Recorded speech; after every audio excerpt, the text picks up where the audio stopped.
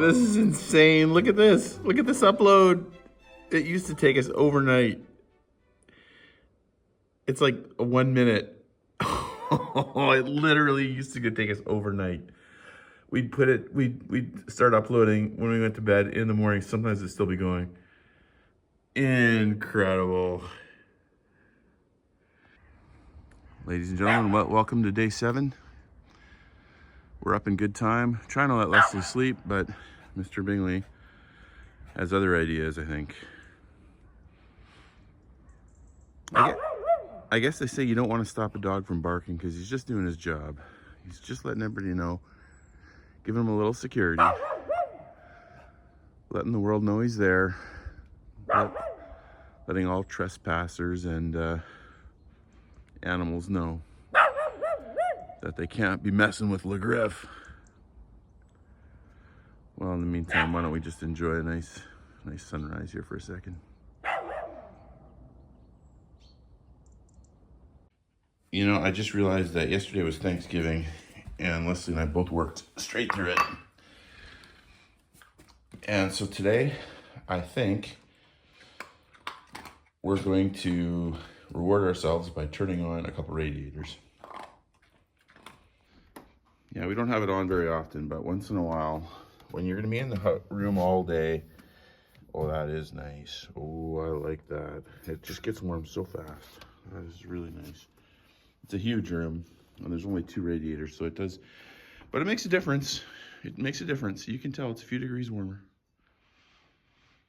Some of you are older than us, and some of you are younger than us. And in the old days, we used to take things out of magazines or newspapers, and you'd rip it out and hang on to them, or you'd have like stuff written out from family members, or you had friends that gave you recipes or whatever. And then you'd stick it in a book that you would remember later. And today we're doing a Hildebrand favorite, and it's one that we've used for a long time. The kids devour them, and I'm gonna make a little tiny batch just for us here right now. So unlike last week's recipes, were both new and I was experimenting. This is one that we've made a boatload of times, and it's called Cherry Surprises, which is ironic because there's not much of a surprise if you call it Cherry Surprises. But anyway, it's what they're called, and they're basically a little shortbread cookie with a cherry in the middle and a little bit of soft pink cherry glaze on top. They're pretty, they're tasty. Doesn't matter if they're in the freezer or they're thawed out, they get eaten. Here we go. Okay, so I already measured the butter. You know how we have to do that. I'll try to be quieter this time. I found last time I had never filmed down here and it's very echoey. So sorry about all the dinging and banging last time. Anyway, we got the butter, we're gonna whip it up, and then we're gonna take icing sugar, and we're going to always have a pair of scissors kicking around. They're very helpful. And we're gonna take half a cup of icing sugar, and we're gonna throw that in there too, along with 2 egg yolks. So we're gonna measure this out first. Whoop, too much. Use our knife, which you can't see, sorry. And we're gonna start whipping up the butter, which I already cut into tiny little pieces to kind of speed things up. Have you noticed on TV how no one ever actually puts anything away while they bake because it's all like pre-measured? Which I get why they do, because it's noisy like last time with me. And it's slow, and I get that. But you know what, if you put stuff away while things are mixing, again, I don't like cleaning up a bunch at the end, so the more I can clean up off the get-go, the better. So we need 2 egg yolks. So I'm just gonna separate those. And that's gonna go in with the butter. Now it took a little coaxing to actually get it to mix up today because that one. We're gonna put the egg yolks in now. It took a little coaxing to get the butter to whip up because it's freezing down here today. It's absolutely freezing. It's been so nice the last couple of days, and now it's just burr is what it is. So we're gonna put the egg yolk in here now. Shoot, I banged again, sorry guys. And it's a habit. You wanna get all of it. Try to be quiet.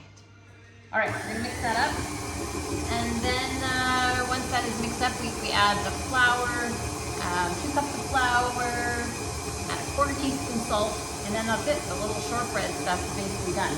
Oh, no, it isn't. So we need to add just a little smidge of almond flavoring, and that just goes so nicely with the cherry.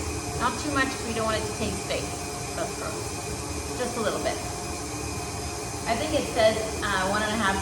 No, it says 1 teaspoon, which feels like a lot, but do as you need to. Okay, so 1/4 teaspoon salt, that's gonna go in. And as they say, some almond flavoring, which, to be honest, I don't really measure vanilla and stuff like this. But I mean, that's good for now. And then we'll measure. So we're just gonna put that in. We're gonna buzz it together, and there's our dough. Hold it back so we don't make a big mess everywhere. And you wanna see? It's just coming together. And then we don't wanna do it forever because we really wanna make sure that it stays nice and tender and not gross. Official word. So it's a super thick dough, and you'll see, normally you would chill it, but because today is so chilly in here and it's already very cold, there will be no need to chill. So we're gonna put this, clean our beater off, because that's important. We wanna get every last little tidbit that there is. I don't know if you grew up doing this, but my mother certainly did. And we took every little bit off. You don't want to waste it, and you want it to make the great cookie that you're hoping to make. So, yes, I do clean it off pretty good. And then, I'll just show you the basic of what happens. So, we're going to use one of these again, and you're just gonna take your scoop, go in, and then you take it out like this. You're gonna roll it up, you're gonna squish it down, and then we're gonna put the cherry inside. But first, and then you're gonna go around like that. And I'll show you in a minute, but first we have to do something with the cherries.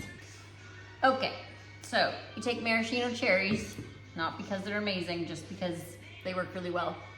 And then you dig them out, this is the messy part, and you put them on a paper towel so that they drain, because I don't really want them really, really wet. So you just have to go in there. This is a very small container, but it's what I have to work with. And unfortunately, they have stems, so you have to pull them all off. But other than that, so you kind of just let them drain, and then I'll show you, after I wash my hands from all of their stickiness, I'll show you what to do next. Okay, so I already showed you how to scoop, and then I take a cherry that's been drained, sitting here. I scooped it around, just like that. Works really easy, it's not sticky at all.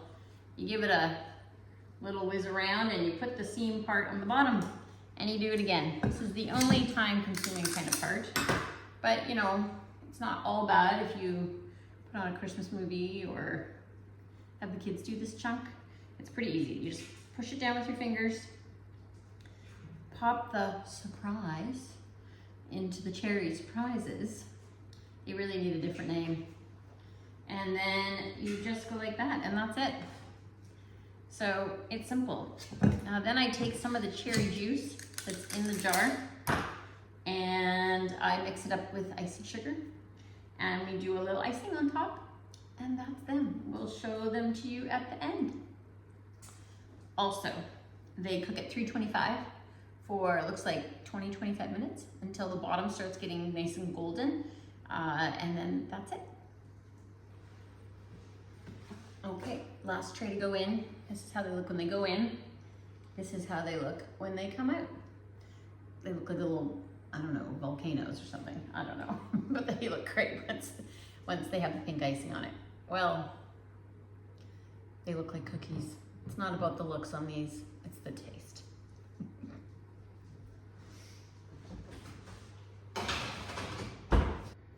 The little icing on top is super easy. It's just icing sugar, as you can see, a little splash of cream, and a very, very small dash of cherry juice. And I will mix this up and you will get an idea of what it looks like. Because I just wanted the very smallest little bit of pink. You can start seeing it show up. So if you're interested, there's our little recipe. You can take a screenshot. And it's super simple.